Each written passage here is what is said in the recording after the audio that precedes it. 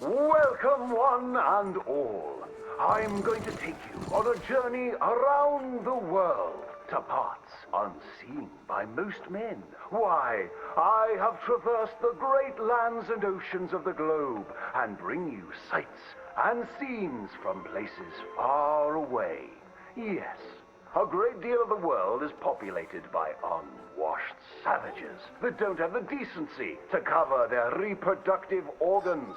First, to jolly old England. You may wonder why, when you meet a British person, they have tiny red eyes, big ears, and long noses. We can now reveal the truth. Since the opening of the Underground Railroad system 30 years ago, the entire of London has moved beneath the earth. Just think of the joy children must feel being able to play unfettered by rain or refinery smoke. They are a dignified people, living among stalagmites in their dainty hats. And they have an underground king who worships an underground garden gnome. Have any of you been to New York City? It seems like the whole world is ending up on that tiny island. Now there's Lady Liberty, a marvelous statue. To welcome all the Irish people moving to our great country after all those potato problems. They are welcomed by tourists who toss potatoes out of the head of that lady. In New York City, they are making buildings so high, one day you can walk to the moon for a picnic. Wouldn't that be grand? It's true. Now, we spoke of that unwashed statue. It was a gift from France. How do you think France paid for such a gift? Wanton prostitution? Selling of wine and horse meat?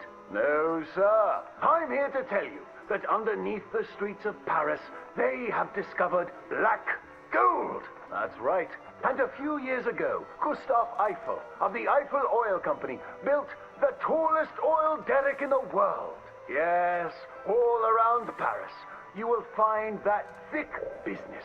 It ignites like brandy, which is why so many French aristocrats drink it as an aperitif to aid digestion. The women of France are dainty and fair of skin, partially because they use that crude oil to bathe in, anointing and greasing their bodies, often before committing sinful pleasures of the flesh. Places that don't change their ways are falling behind.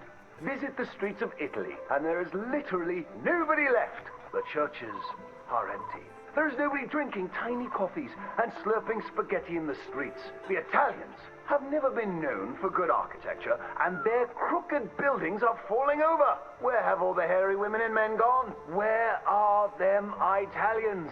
It is one of the world's great mysteries. You may have heard talk of a horseless carriage being invented, powered by whale oil, vapors, or demons.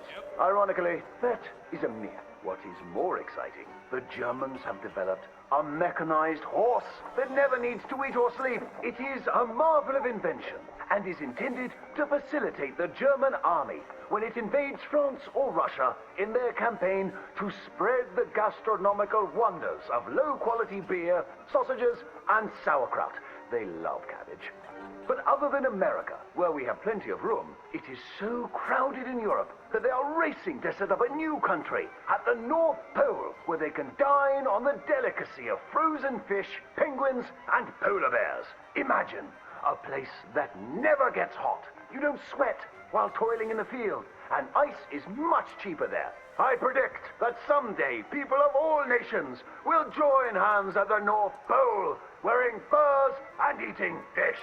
My next adventure will be to visit Egypt, where I hear they live in giant triangles and talk in a Chinese-like language of birds and eyes and squiggly lines. And they worship cats, which is a bit worrisome and unsavory. Thank you, ladies and gentlemen, for joining me on these fantastic journeys.